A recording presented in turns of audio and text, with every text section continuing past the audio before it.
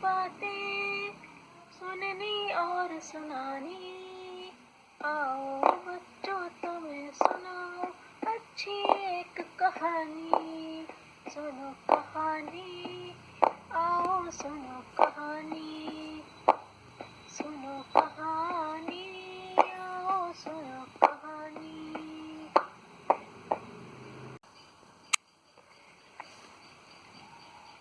आज हम सुनेंगे कहानी बच्चों, बैल की ऊर्जा। एक बार एक लोमड़ी को किसी बैल ने बचाया। लोमड़ी ने उसका बड़ा ही आभार माना। वह हाथ जोड़कर कहने लगी, दादा, तुम्हारा यह उपकार मैं जीवन भर नहीं भूलूंगी।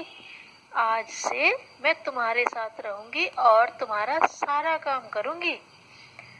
कुछ दिनों तक तो वो सब ठीक ठाक चला, पर कुछ ही दिनों में लोमड़ी ऊब गई। बैल का जरा सा भी काम करना उसे बुरा लगने लगा। बात बात में वह खींच उठती। एक दिन की बात है कि दोनों रात में चने के खेत में घुसकर हरे हरे चने खा रहे थे। दोनों मुंह मार मार कर फसल को खाते जाते थे। लोमड़ी का पेट तो छोटा था, थोड़ी सी देर में भर गया, पर बैल खड़ा खड़ा खाता ही रहा। कुछ देर तक तो लोमड़ी बैठी रही, फिर बोली, दादा, इतनी देर हो गई, जल्दी चलो। अभी तो पेट भर तो लूं मैं अपना, यूं भूखा ही ले चलोगी क्या? बैल ने खाते खाते कहा। मुझे तो यहाँ डांस खाए ले रहे हैं, फिर डर भी लग रहा है कि खेत वाला आ ही ना जाए कहीं। लोमड़ी बोली, ऐसा कर कि तू बाहर बैठकर देखती रह। जैसे ही खेत के मालिक के आने की आवाज सुनाई पड़े तो धीरे से मुझे बता देना, बैल ने लोमड़ी से कहा। लोमड़ी को मन ही मन गुस्सा आने लगा। वह बड़बड़ाने लगी, इसका पेट है कि गोदाम है? यह तो है नहीं कि जल्दी से खा पी कर चलता बने। रोज रोज मुझे 2-2 घंटे ऐसे ही बिठाता है। किसी दिन इसके चक्कर में मुझ पर भी मार पड़ेगी। बच्चों, आज मैं तुम्हें सबक सिखाए बिना नहीं मानूंगी, लोमड़ी ने अपने मन मन में सोचा। बैल खाते हुए 1-2 बार बीच बीच में पूछ भी लेता, कोई आ तो नहीं रहा है? नहीं दादा, तुम जी भरकर आराम से खाओ, आज तो कोई आता नहीं लगता, लोमड़ी मीठी वाणी में बोली। बस फिर तो बैल पसर कर बैठ गया। चिंता छोड़कर वह खाने लगा। वह मन ही मन में खुश हो रहा था कि आज जैसा तृप्त होकर तो कभी नहीं खाया, पर उसकी यह सारी तृप्ति धरी रह गई। पीछे से तड़ाक तड़ाक 10-12 डंडे उस पर पड़े। उसे लगा आज तो सारी हड्डियां ही चटक जाएंगी। जैसे तैसे वह उठा, फिर बड़ी कठिनाई से लंगड़ाता लंगड़ाता डंडे खाता और तमाम गाली सुनता हुआ खेत के बाहर आया।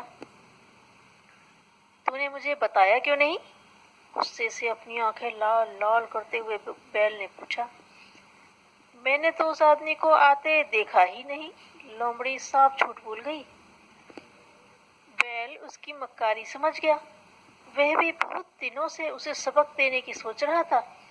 आज तो वह गुस्से से दांत पीसने लगा।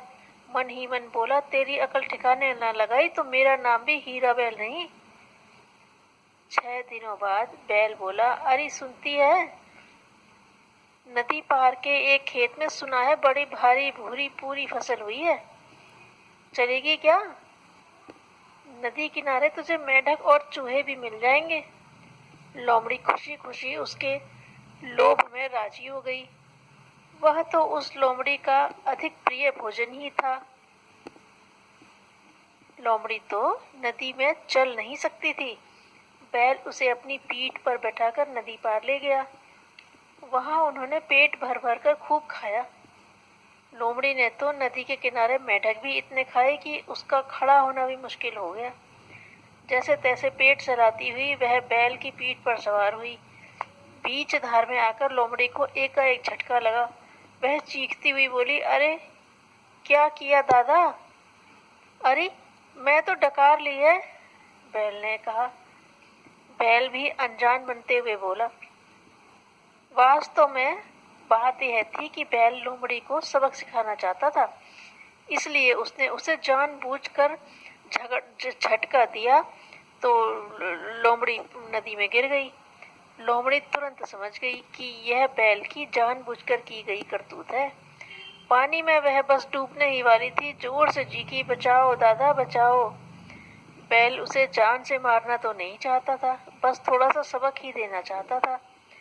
बैल ने तुरंत ही आगे बढ़कर लोमड़ी को पानी की तेज धार में बहने से रोका और अपनी पीठ पर चढ़ाकर नदी पार कराई। किनारे पर आकर बैल कहने लगा, तुझसे कुछ बात कहनी है। देख, तू यह न समझ कि तू ही बस तेज तर्रार है, तुझ में चालाकी अधिक है और मुझ में शारीरिक बल। तू यह न सोचना कि मुझे तंग कर लेगी। लोमड़ी नीचे की ओर सिर झुकाए बैल की ये सारी बातें चुपचाप सुनती रही थी।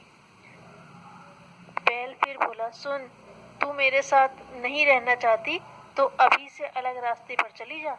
मेरे साथ रहना है तो वफादारी से रहना होगा। मित्रता में एक दूसरे के साथ छल करना बहुत बुरा है।